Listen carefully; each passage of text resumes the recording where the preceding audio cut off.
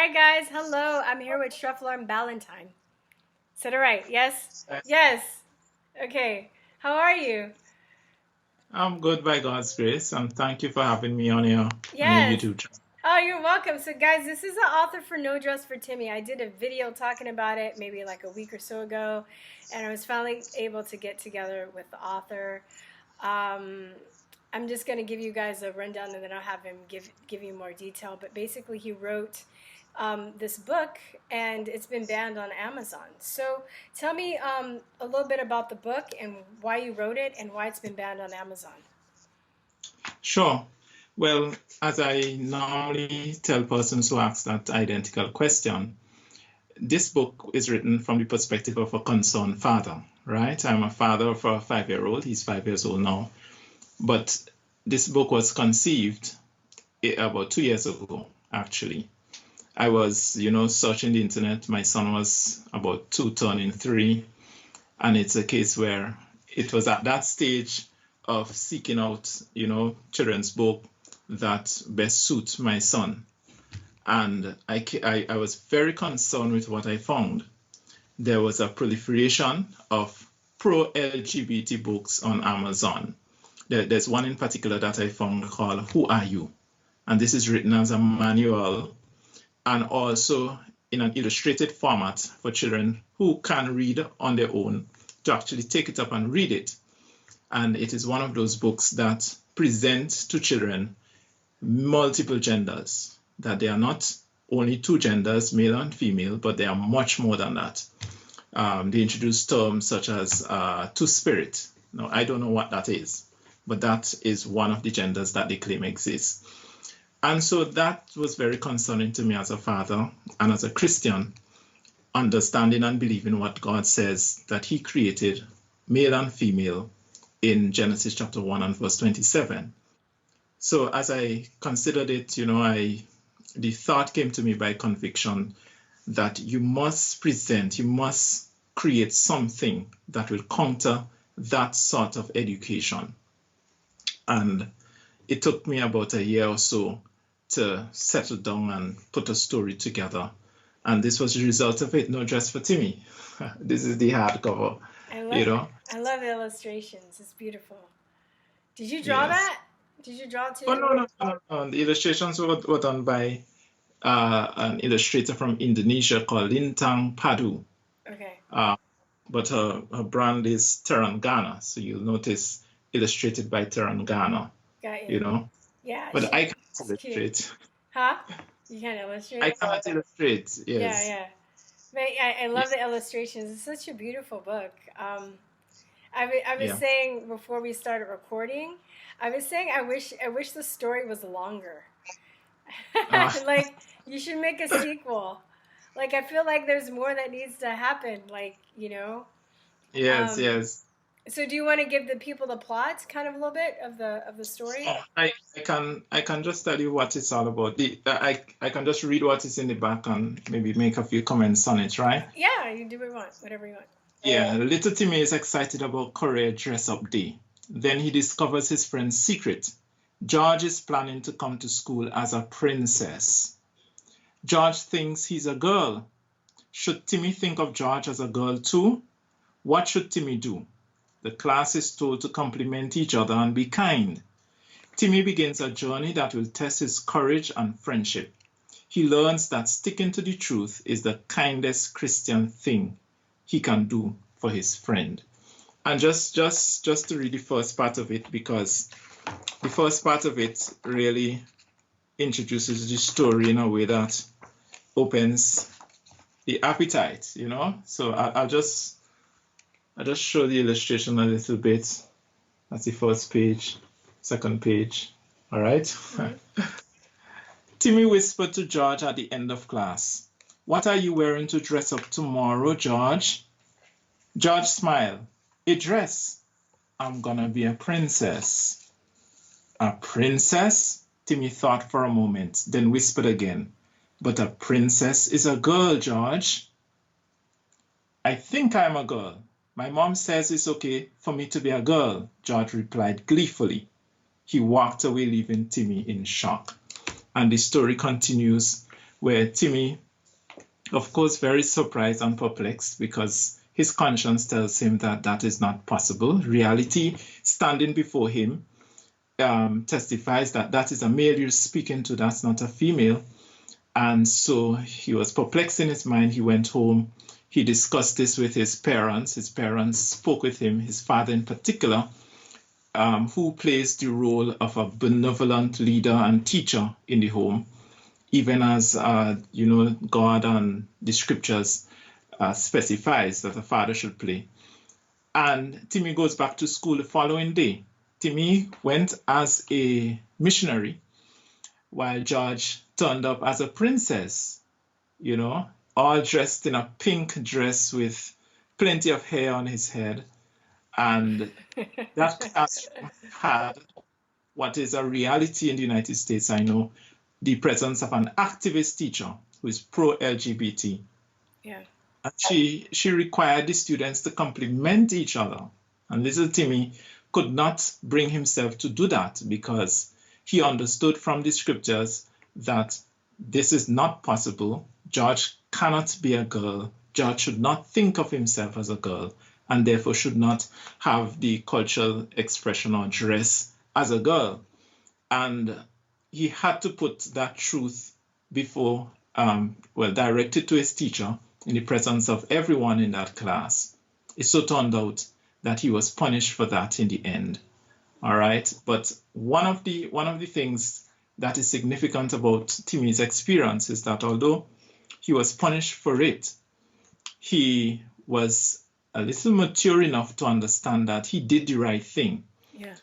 And that was designed in that story to read like that, to emphasize the fact that children are to be, their consciences are to be trained the right way, so that even when they're not in the presence of their parents, even in situations where parents may instill the proper moral principles toward them or in them, but they're outside their parents' presence, they can stand up for what they know to be right. Yeah.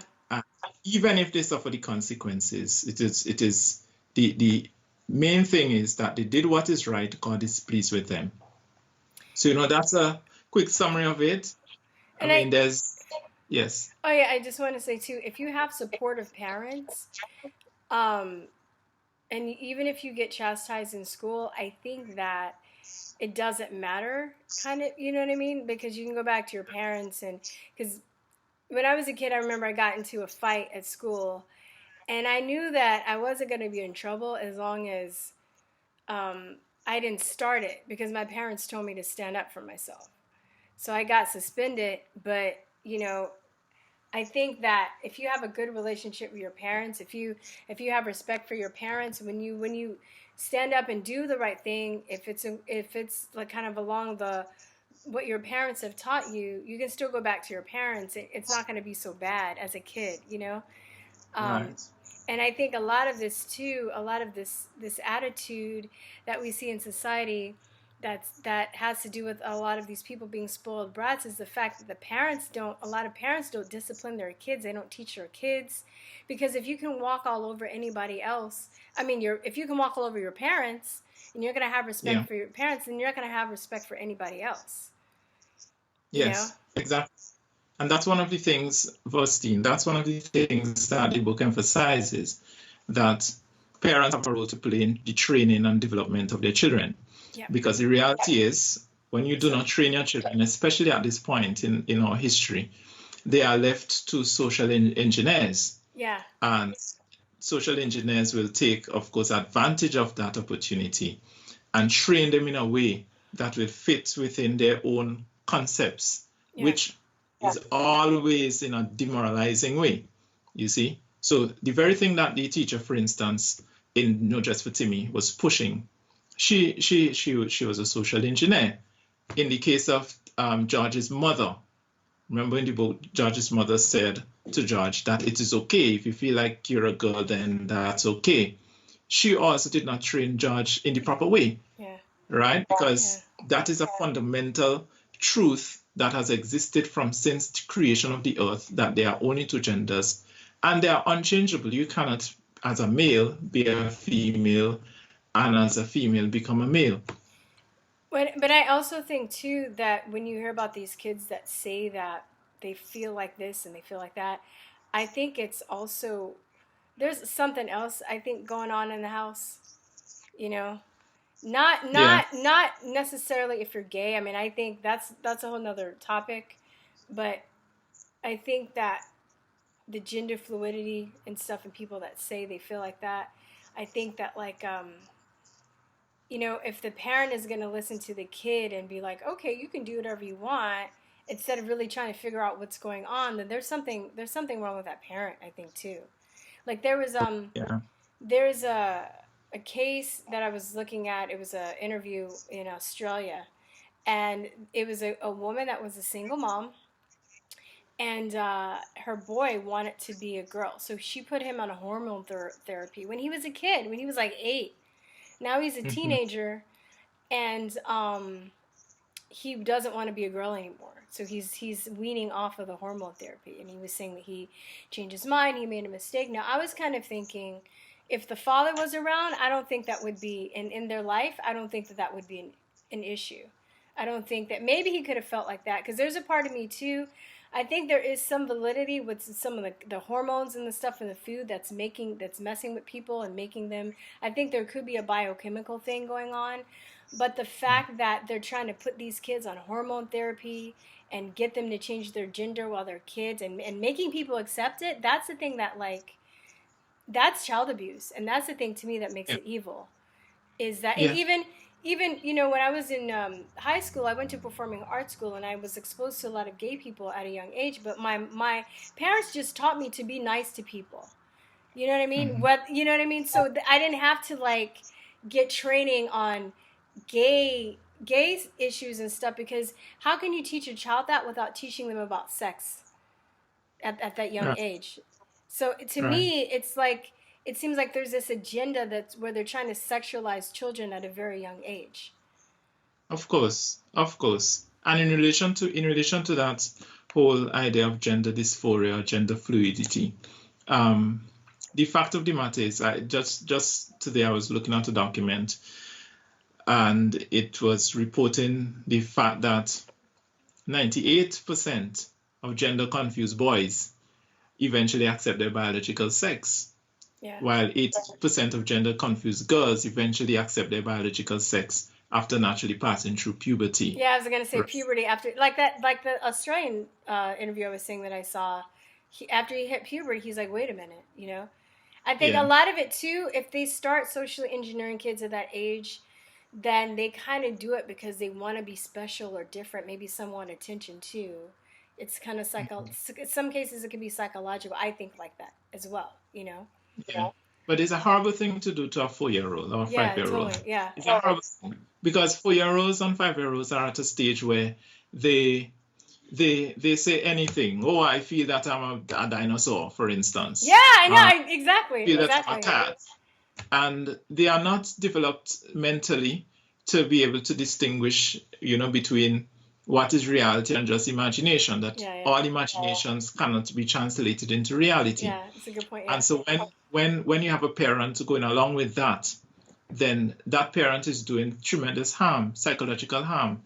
It is terrible to have a boy in a dress thinking that he is actually a girl, but that is what we are seeing happening in different places in the States now with this drag queen and drag kid Yeah, that's phenomenon. terrible. I mean, that's I personally don't have a problem with drag, but that's for adults. It's not for kids. You don't take kids.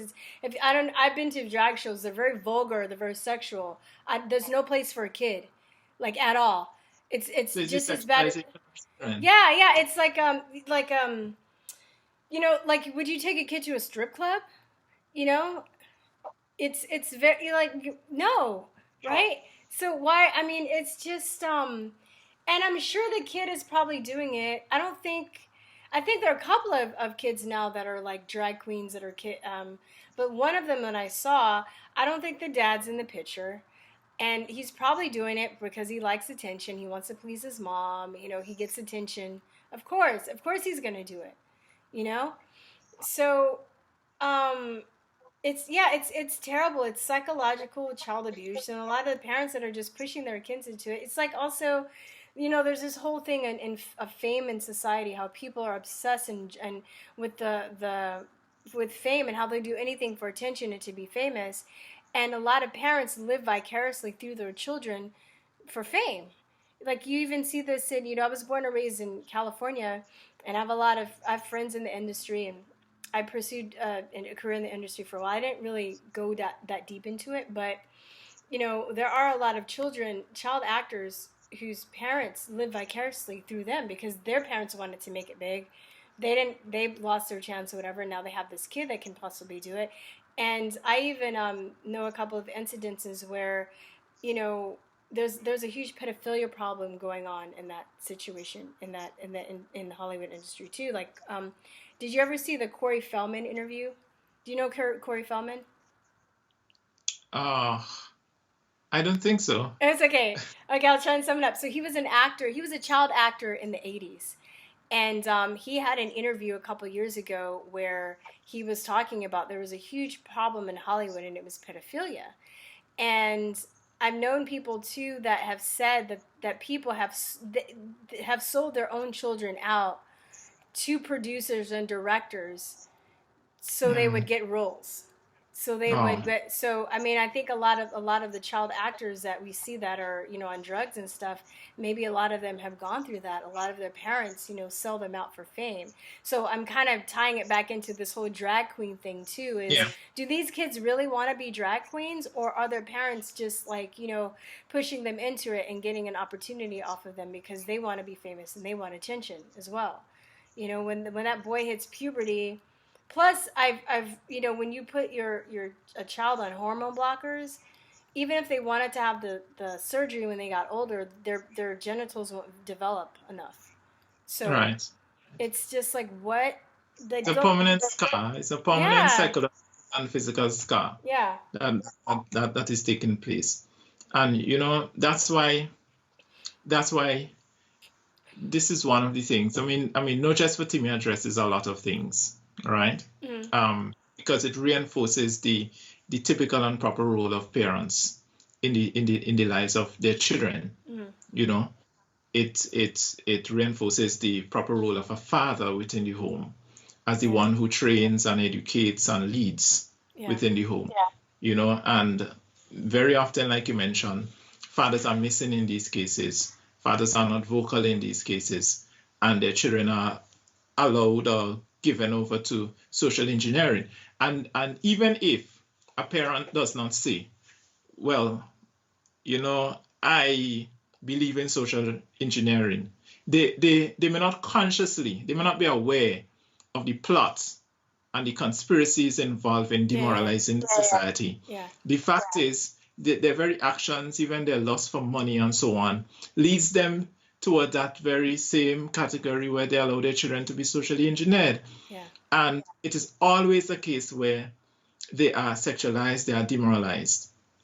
But I often ask this question: what is the purpose? What is the role of a boy in a dress? That is emphasized in No Just for Timmy. So I have to bring it back. What really is the role of a boy in a dress in society? What purpose does that serve? And the only conclusion I can come to is the fact that it is this sort of push for drag kids is a recruitment tool to get children into the acts of homosexuality at some point in their lives. Because you think of a homosexual, for instance, and he sees, that child will eventually grow up, right? And somehow that child is presented in a way that is very appealing in dress and so on, which the homosexual figures that is a sexually appealing way that a boy it's a very attractive way that a boy can express himself. You understand? So there's no social purpose for a boy being in a dress. And that's why it's demasculating. It's demasculating. Yes. Yeah. Yes. Even and there has an attack, Rustin. I'm sorry. There's an attack there has always been an attack against fathers and against men. And we see it even more and more, where persons within society who buy into the cultural Marxist ideas, they are seeking to emasculate men. They are seeking to make them softer. You understand? Yeah. They are seeking to strip men of their manly qualities, and fathers as well. You see? And it also, on a societal level, it just creates an imbalance where you can corrupt that society easier when the masculine and feminine balance is out of whack. Even, did you see that video? My friend who has a YouTube channel, her name is American Curl. She put it up on her video, on her channel, where this teacher put this boy's son in a dress. Did you see that? No. I was livid. Anyway, he put the boy in a dress, 4 years old, and the father came up and confronted the teacher. And you can tell that father was holding back. Like, he probably wanted to punch her because he was so angry. But he came up and he was like, and I guess evidently she did it before and the mother confronted her and she didn't do anything. So the father came up to the school and she was like, oh, well, you need to talk to the principal. He's like, no, I'm talking to you. Why would you put my son in a dress? Why would you do that? What is wrong with you? He's only 4 years old. And she's like, yeah, he's only 4 years old. I was like, yeah, but why are you putting a dress on him? You know, like, it was incredible. That's It was crazy. incredible. Like, I may have had to put my hands on her. Like, that's just, like, how, you know, and it's, you know, they rely on the fact that most people are working and they can't afford to homeschool their kids. I have some friends that are able to homeschool their children, but I know in California now, I'm in Texas, but I was born and raised in California. And I was a teacher. I'm so glad I'm not having to deal with this right now. But they would they have something now that's added to the curriculum where they're going to start teaching children about the genders as early as kindergarten and in with sex toys and all that stuff. It's crazy. Wow. Yeah, it's insane. Wow. So I think there definitely is a conspiracy. And especially just the fact that you're not even saying anything hateful against people that are transgender, but you're just writing another perspective. Yet, Yeah. you know, Amazon's like, oh, your book's banned. Well, they have Gay Santa and they have Who Are You and they have other Dress. huh? They have Jacob's New Dress. Jacob's They New have Dress, you know, my stuff Princess like that. Boy. And And there's another version. huh? There's one they have called It's Perfectly Normal. And this one is extremely disgusting. It is targeting 10-year-old children. And the illustrations in that book are just inappropriate for 10-year-olds. Take, for instance, there's an illustration drawn of a little boy sitting on a bed with his private part in his hand masturbating. There's another one. No. Yes, No, I yes, believe yes. you, but Right there on Amazon. It's right there on Amazon. It's perfectly normal. That's what it is called. And there's another illustration in that where with two naked persons, a man and a woman, on the bed having sexual intercourse. There's a third illustration with a woman bent over. No, this is X-rated stuff. I'm sorry. I'm just like with a mirror between her legs, watching, of course, her private parts. Now, all of this is on Amazon. This book is still being sold on Amazon. It's perfectly normal, is what it's called.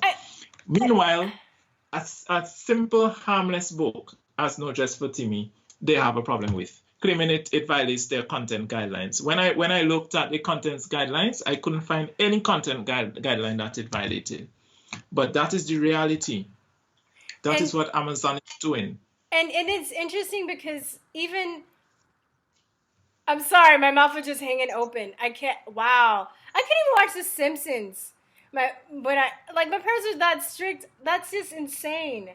When they first came out, like, I mean, but see, that just shows you how deep the conspiracy goes because Amazon is involved. You see, it's the education. So this is when people talk about conspiracies. This is why it's a conspiracy, because it's widespread. It's not like one incident. It's like they're all Yeah, collaborating to have this certain point of view pushed out in society, and they're not letting any other points of view get through. It be heard. exactly, And that's exactly. why. That's why. You know.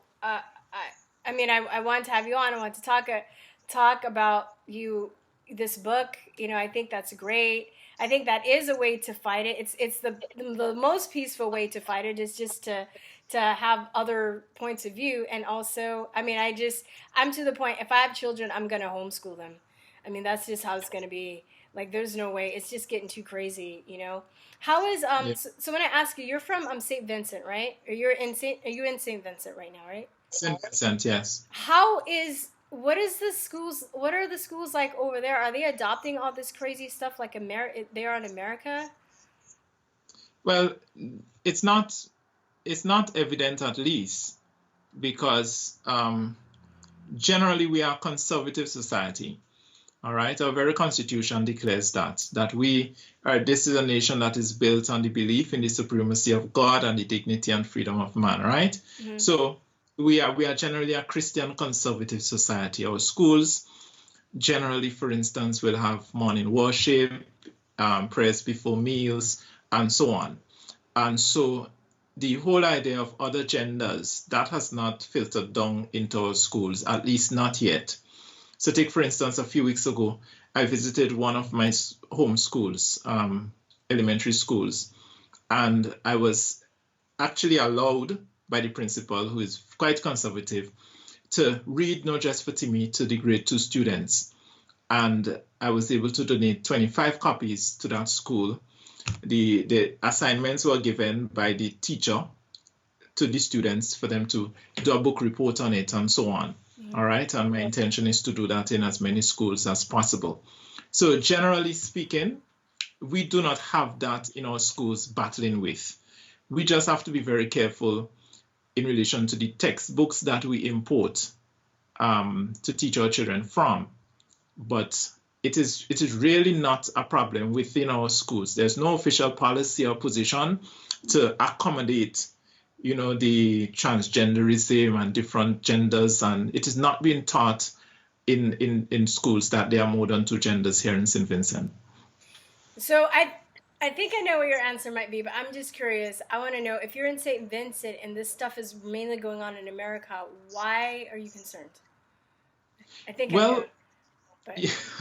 I think I want to know. Yeah, I'm concerned because our children here watch American television. Our children are educated by Americans on a daily basis. American culture is filtering into our country all the time. Yeah. There are persons who will come on cruise ships and so on, who may be of certain orientations and preferences.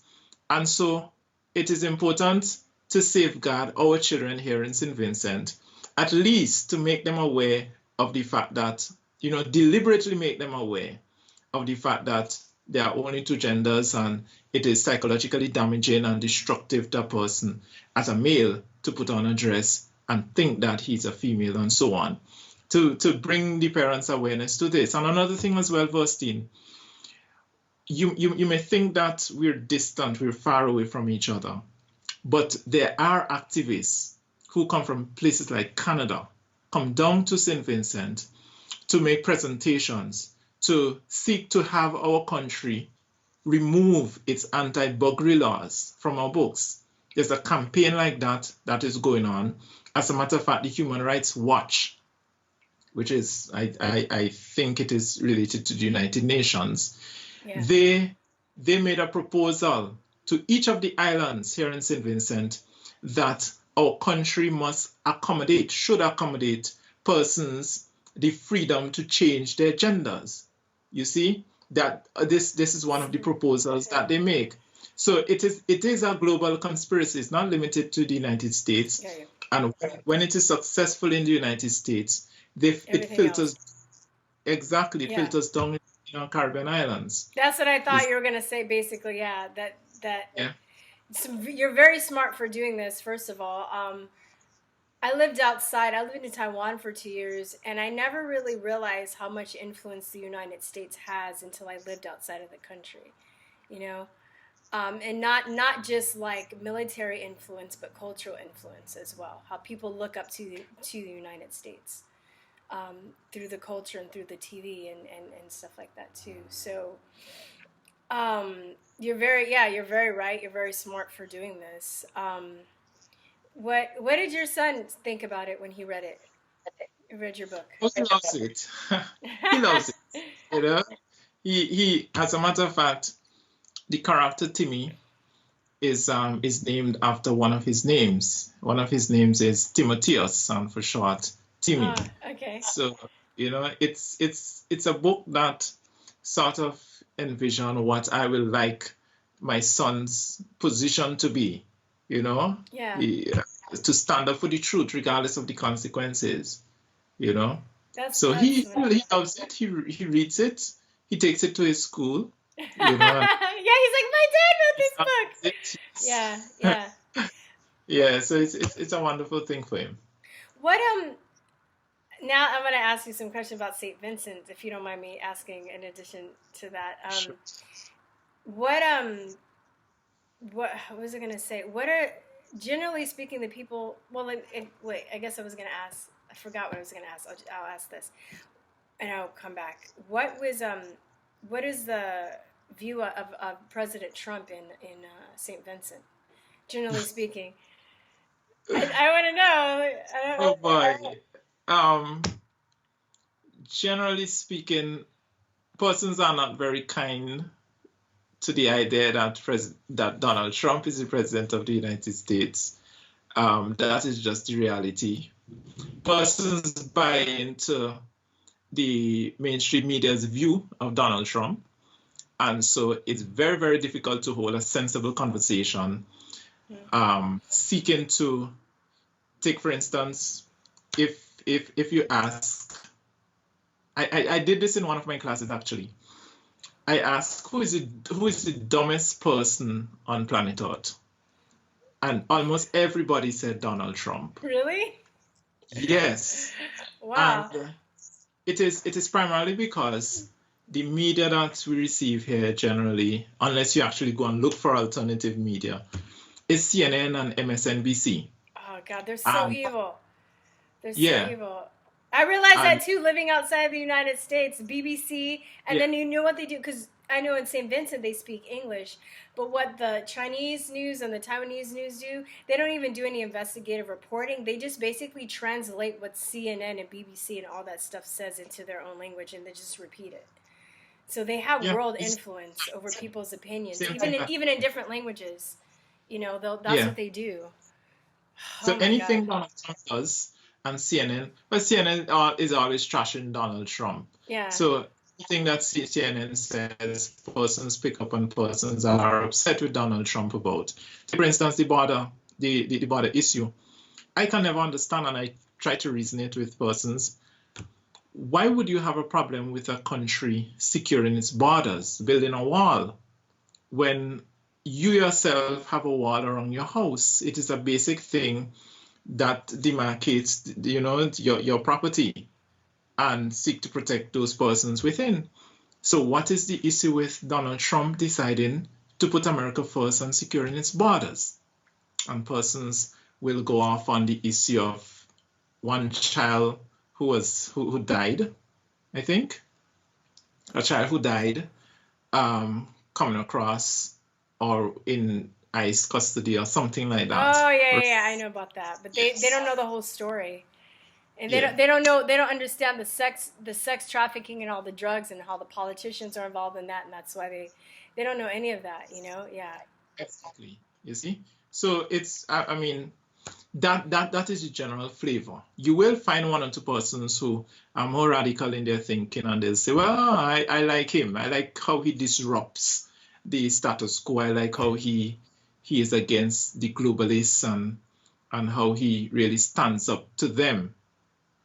He is much better than Barack Obama, who was basically a puppet, who was not man enough for the United States of America. I know. I'm so glad we have a boss president. Sorry, I'm So, just I'm in a comfortable but you position. can't see that here. If for instance, and I try this sometimes, I'll say Barack Obama was one of the worst presidents in the United States history. Look at what he did. His only legacy that he left was that he pushed this bathroom law and pro-LGBT policies and so on. To be honest with you, that's all I remember him for. You He understand? also bombed Libya and starts, you know, like, Yeah, yeah, and signed using the his NDAA and taking, yeah, I'm sorry, but yeah, he's done a lot of yeah. other stuff, but yeah, Yeah. But I not like really good, Donald not really. Trump. Yeah, but I like Donald Trump's view on transgenderism in the military. Yeah, You understand? And his of course policy of defining gender as narrowly as being a male and a female. yeah, And I know something I discovered today. Several companies, big tech companies, including Amazon, wrote to Donald Trump opposing his definition of gender being male and female, including Amazon. So it therefore your book. shows or indicates why they would send a book like this, Yeah. you know? But Yeah, that's just ridiculous. They're getting a little bit off of it too. So that's even, you know what I mean? Don't they get a percentage when you sell copies? yeah, So they get a like huge what you have to ask too, if they're going to make money off of it, why do they care? Like it's waste, it's really sinister, right? because it's an agenda, No, because no. it is part of their police agenda. No, I get that, but I'm just saying that's another point to add to show how it is an agenda, because Yeah, they're going to profit off of it. You're giving them a good product where if it were up and there, you know, I'm sure we get a lot of sales on Amazon. They're going to get a piece of that. Why do they care? right. So there's Well, obviously more than money to this situation. exactly. Because the fact is, I didn't mention it, but this No Just for Timmy became bestseller, #1 bestseller in one of the categories there. It earned the orange tag for bestseller, #1 bestseller. So while it was up in January for 6 days, within that period of time, it became bestseller. And then Amazon banned it soon after that. So it's a case where, for your viewers, this book was banned 2 times, twice. The first time was in July, while it was on pre-order. It wasn't released as yet. In pre-order? No, I mean, I believe you, but oh my God, it wasn't even out and they banned it? Exactly. It was still on pre-order. It was about 3 or 4 days before it was scheduled to be released. There's a group on Facebook called Family Rhetoric. There's a pro-LGBT group who saw this book being advertised. And what they did, of course, they do not have a copy of the book. They don't know what the interior is like, nothing like that, because it was not released as yet. And what they did is that they organized and wrote to Amazon. And I have their actual statements that they sent to Amazon, because they came back on Family Rhetoric's page and they reposted these statements and they bragged about it and they claimed victory. And they basically bullied Amazon.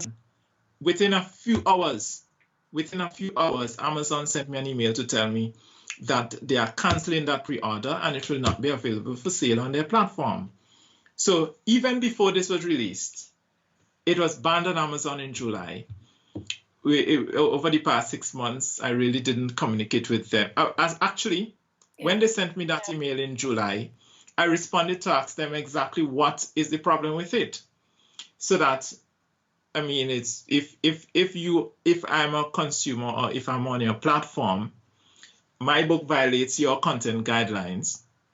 Provide me, therefore, with explanation of what guidelines and what part of the book, interior or exterior, that violated it. And they refused to answer me. They just referred me back to the guidelines again, even though I made several attempts to find out exactly what it is. So it is something similar to what Twitter does. Yeah, and YouTube does that. Yeah, YouTube as well. I actually had that done to me. maybe within a few weeks when I get my website, the selling part working again, I'm gonna resell them. But I did some I wrote some little informational magazines on GMOs and vaccines and stuff, and I had a group to find it and actually go to the teacher site and bully them and write a bunch of like bad stuff, and they didn't stand by me either. You know, and it was just really frustrating. They didn't even look at what I wrote. They were just like, "Oh, well, because you know I'm doing something that's different outside the box." They just automatically assume my point of view wasn't even worth it. And the creepy thing is that I was advertising them in groups on Facebook that I was a part of, but there were trolls that were inside the groups. So they're also trolls, even, you know, that are inside certain groups that you think are safe, that go and they ask to become friends of those groups, and then they hide. And then when people like you write stuff like that, they go outside and then they bully and they gather and they get together. There are people that are professionally paid to do that. Yeah. I mean, I'm not trying to be like all like, you know, scary or anything, but they're people that they're professional trolls. They're paid to get together and do stuff like that, to forward agendas like this too. So it's really well thought out and intricate, and you know, it's a huge conspiracy. And like you said, the global conspiracy too, because now they're trying to like you said, they're having people coming in the country, and it's like, why do they even care? Why are people coming to other people's country and telling them how to live?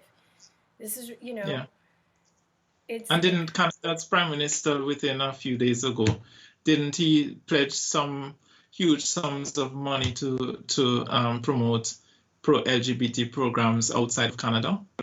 Hillary Clinton, when she was secretary, I said he, but she, when she was Secretary of State, same thing. Didn't she also promoted the whole idea of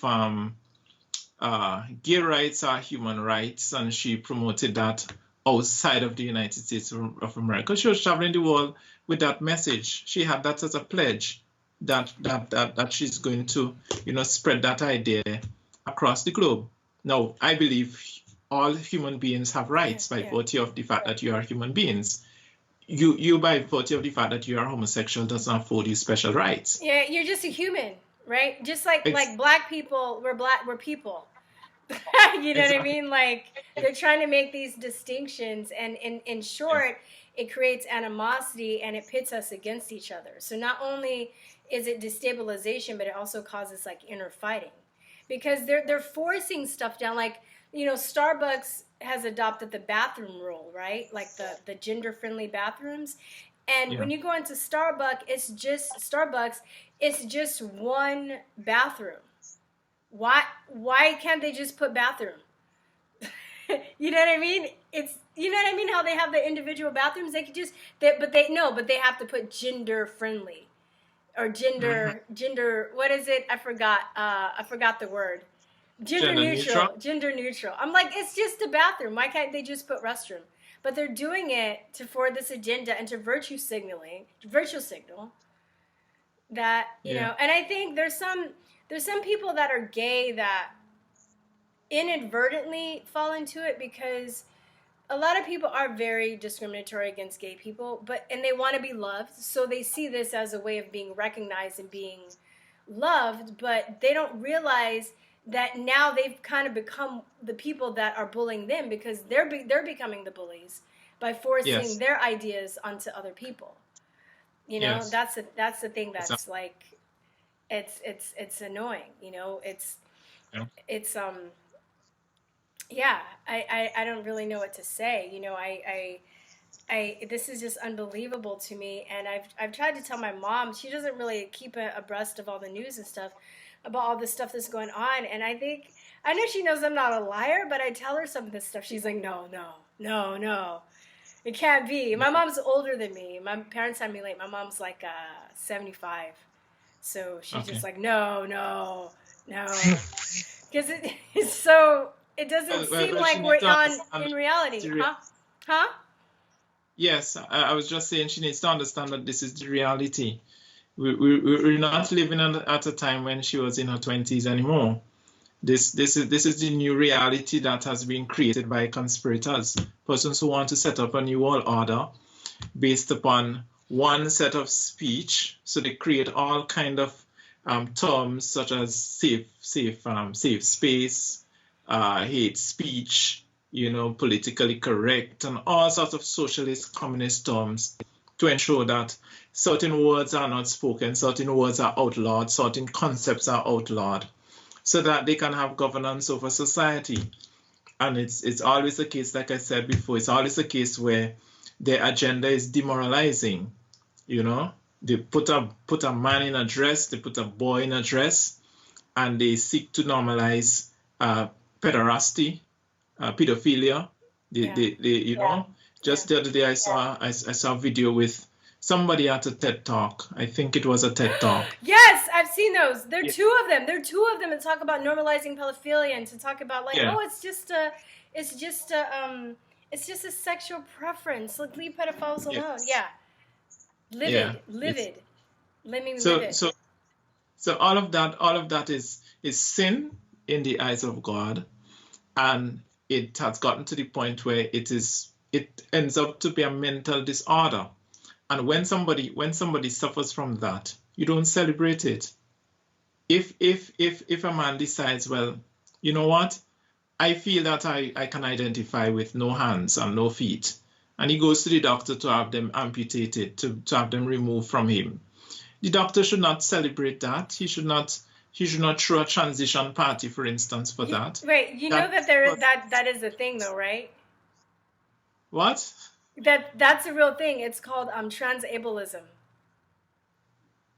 Well, that's a mental illness. Yeah, I know. I'm just saying you're making an example, and you're right. But there are people that have amputated their own limbs and stuff in order. Transgender. It's called transableism, where they make themselves handicapped. There's a lady who poured bleach in her eyes because she identified with being blind. And I think her psychiatrist helped her do it or something like that. Well, they need help. They need psychological help. Yeah. They need treatment. Yeah. See? So, so your mom needs to realize all of these things. Yeah. And all of these are signs, I speak to you as a Christian, all of these are signs of the end, because we're living at a point where this world, if it continues along this trajectory, direction, yes, it will consume itself. Yeah. Yeah. And it's a case where Christ has to put in his appearing at some point. You understand? And I believe, and we believe that it is very soon. So the reality is that we are facing all of these deterioration in people's personality traits. People are becoming worse and worse. The reality in people's minds are shifting. Yeah. What is non-reality is now seen to be reality. What is error is now seen to be truth. And error is becoming mainstream even more and more. And that's all part of the plot. You can, for instance, take a child who is 4 years old or 5 years old, like my son is 5, put a little girl in front of him and destroy his mind into making him think that girl is a boy. That is destructive. What do you expect society will be like after that? Plus, the gay people that I know and the trans people that I know, they wouldn't want anybody else to live that life.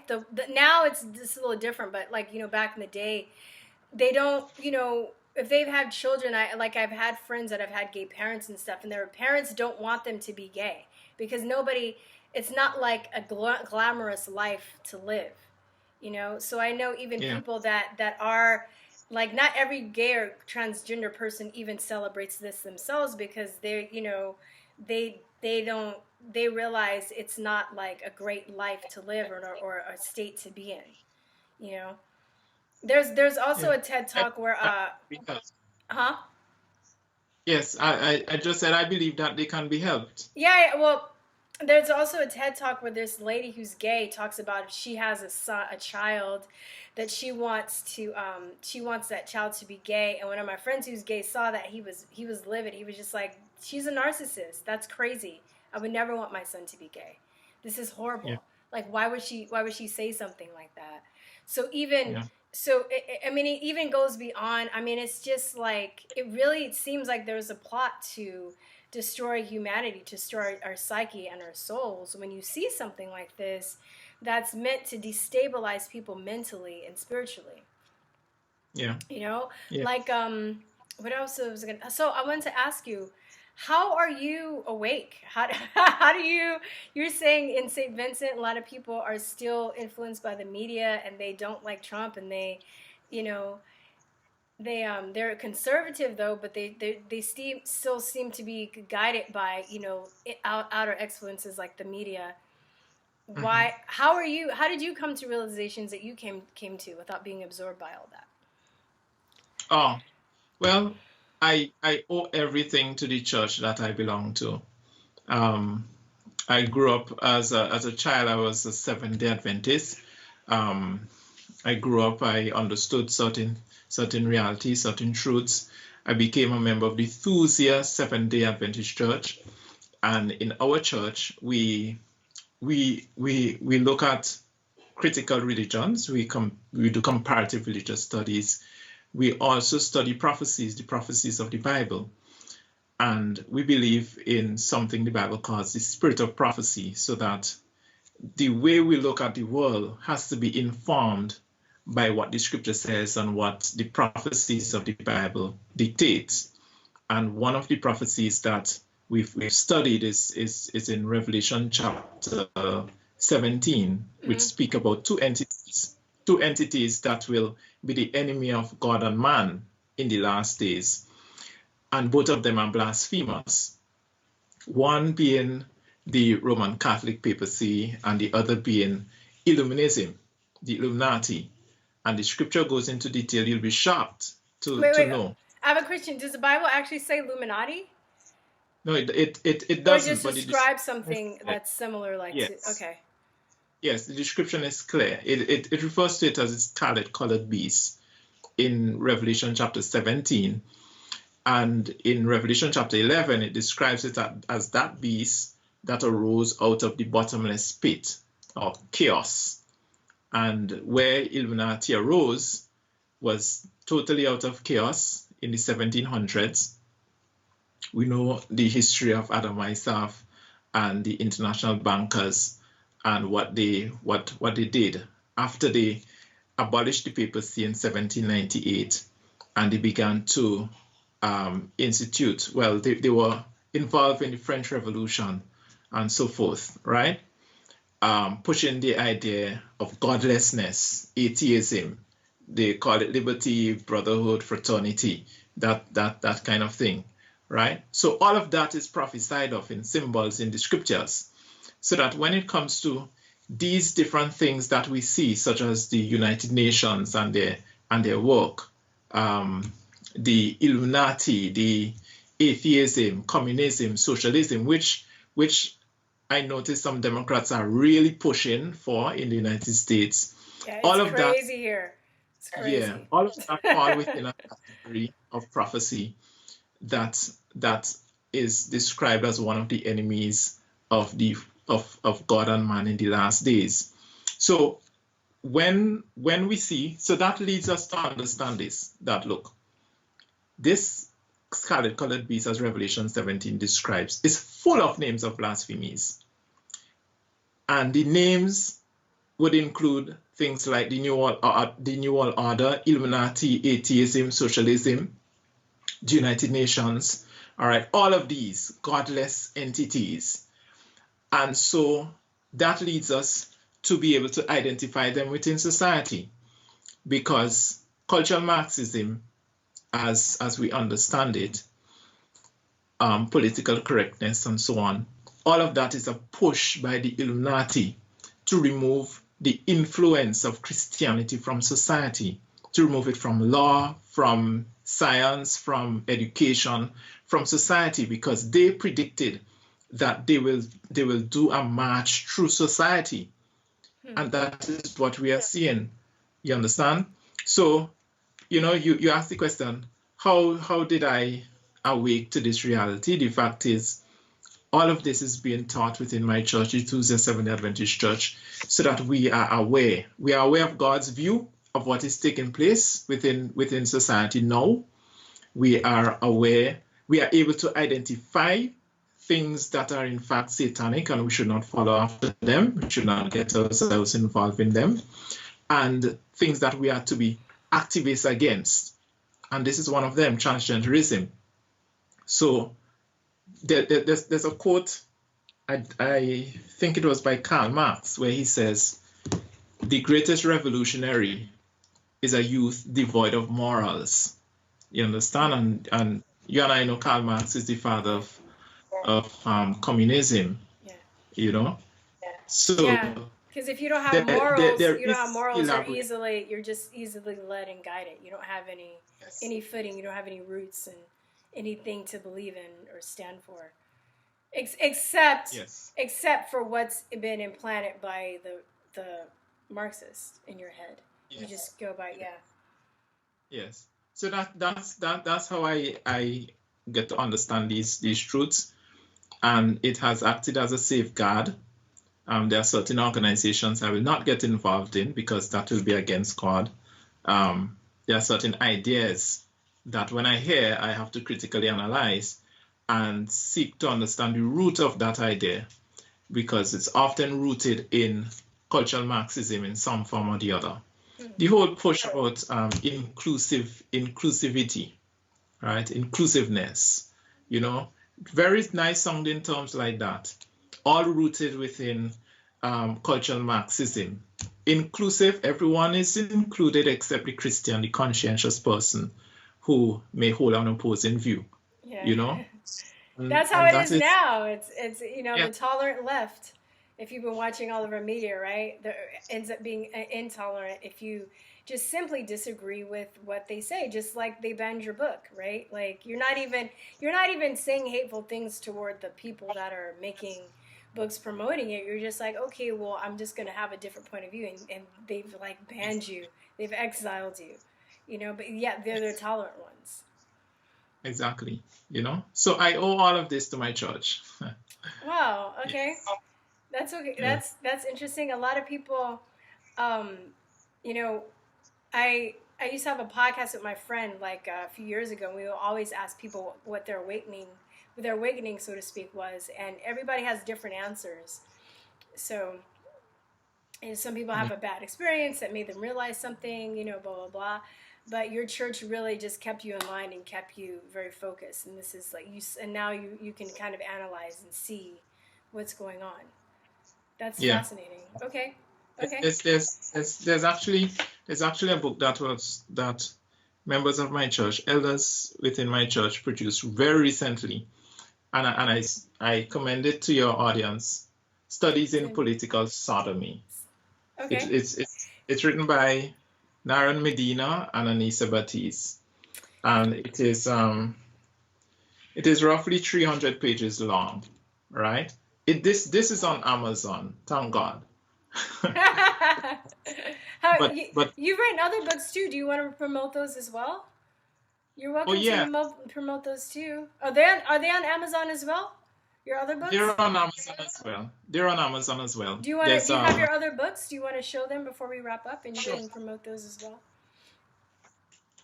Because I thought this was your first book, and then I saw that you wrote some other books. This was actually my first book. Wait, hold it steady for a minute so people can read it. Immortality, Death, and the Hereafter. Exposing mankind's most enduring deception about the soul. Lift it up so they can see how to spell your name. Oh. No, go push it upward. Not close. Yeah.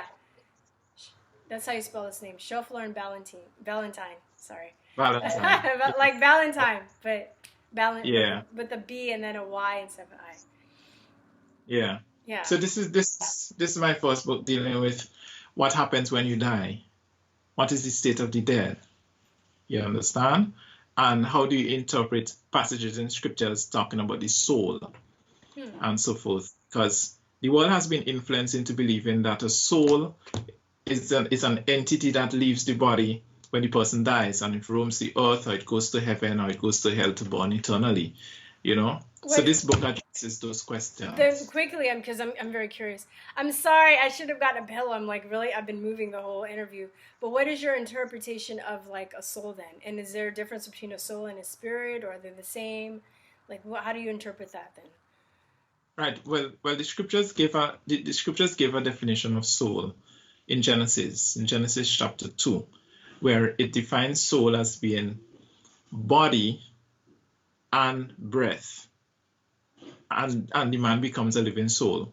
So it's a simpler formula that is there in Genesis, where the scripture shows that when God formed Adam out of the dust of the earth, he created Adam, and then he breathed into his nostrils the breath of life, and Adam became a living soul, the Bible says.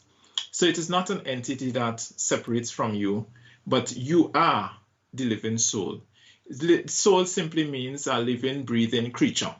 Okay. So we are referred to as souls and so on. Spirit is often used to mean breath. It is often used to mean experience. A person's experience is the person's spirit, right? So when a person dies, the Bible says his spirit goes back to God, or his breath leaves his nostrils. He breathes for the final time, and that's it, right? And there's an important point that I want to make now that I mentioned that. You will recognize that God literally formed man from the dust. And then he took from man a rib and he formed a woman. He did it himself physically. Everything else was called into existence. He pronounced, he called, and these things came into existence. But the only two genders he made, he created with his own hands, male and female. You understand? And he gave only those two genders the ability and the authority to have productive procreation, so that life can continue and the earth can be populated. Both male and female became a family, make children, right? And I think that's significant. Father becomes a mother. The man becomes a father, and the woman becomes a mother, right? What the Illuminists are seeking to do is to totally destroy that knowledge from the face of the earth, so that there's some fluidity. Man can now. Even recently, I saw this thing with a man. He's not a man; he's a woman, but he claimed to have transgendered into being a man, and he was pregnant, and that was big news. That a man is pregnant. I know, but he was still a woman. Exactly. I was just like, I saw that. I was like, but you have a uterus. Yeah. You're still a woman. You're not like a real man. It's just, you're just a woman that like had a transgender operation that's pregnant, but you're still a woman. Exactly. Like, you know? Yeah. So yeah, this addresses a lot of those questions. It's written in a way that is relatable. My mother died when she died in 2003. She died of cancer, lung cancer actually. And that seemed to have been a spread from colon cancer that she had earlier. So the entire experience is also indicated here. It's outlined here. My father died when I was 11. All right, that's pretty early. Yeah. So those questions were in my mind since then, 11. What really happens when a person dies? So this book addresses all of those. There's another one called Surviving Grief and Loss. I don't have it readily at hand now. But that one is geared towards helping persons who experience grief in the loss of a loved one, and who may need some comfort and encouragement, so that deals with that as well, right? So those are the two main books, apart from No Dress for Timmy. No Dress for Timmy, actually, you can get it on my website at www.shefflornballantyne.com.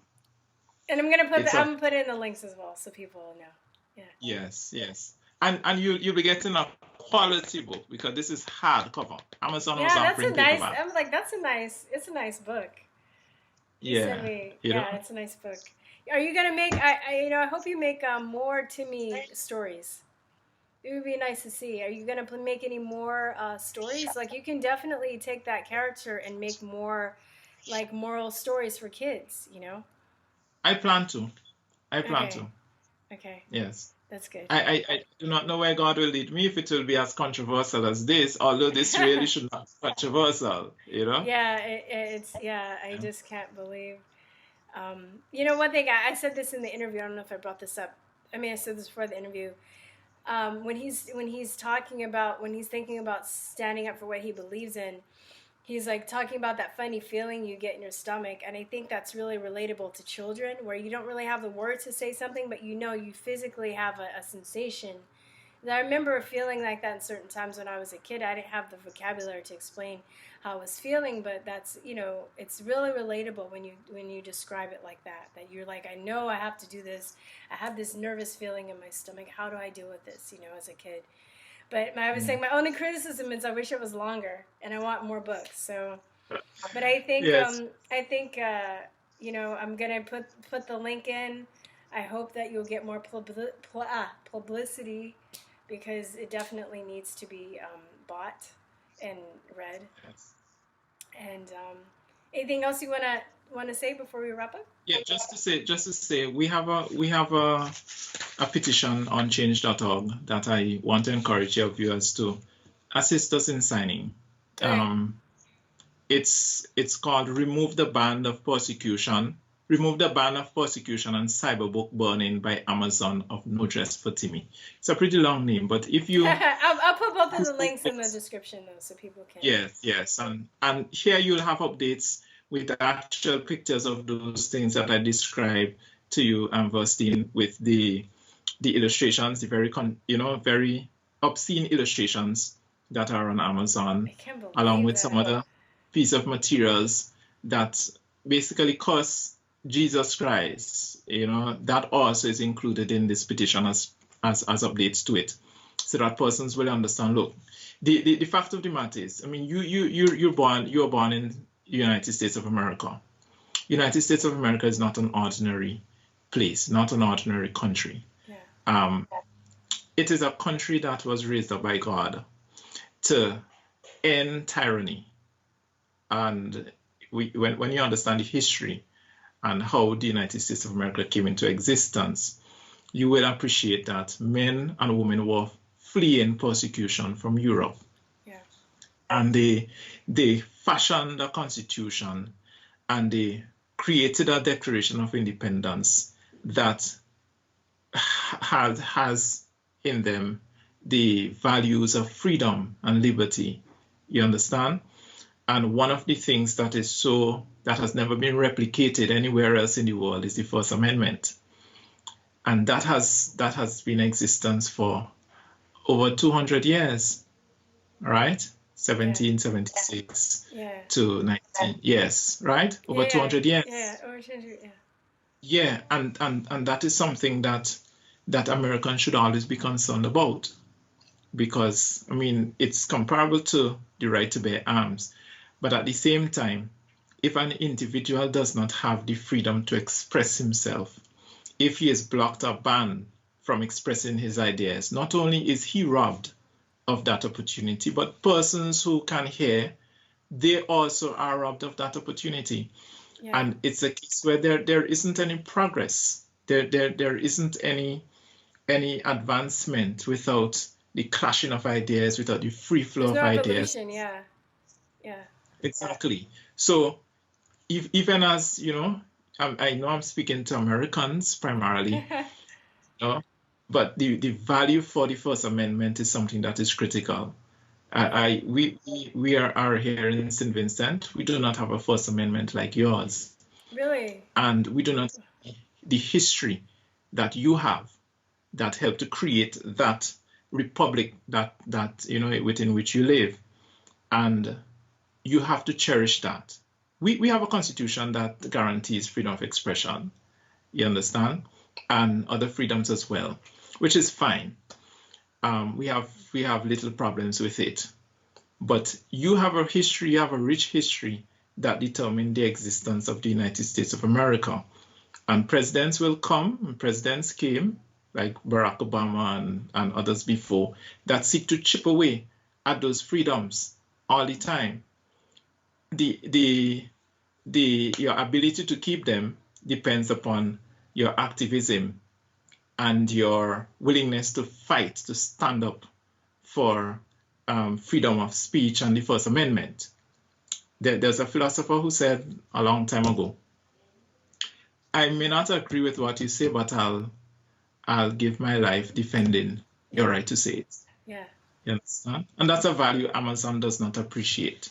Yeah. Well, they're because they're part of the conspiracy to bring it down and to corrupt and to turn America communist and to destroy and to progress the New World Order. So.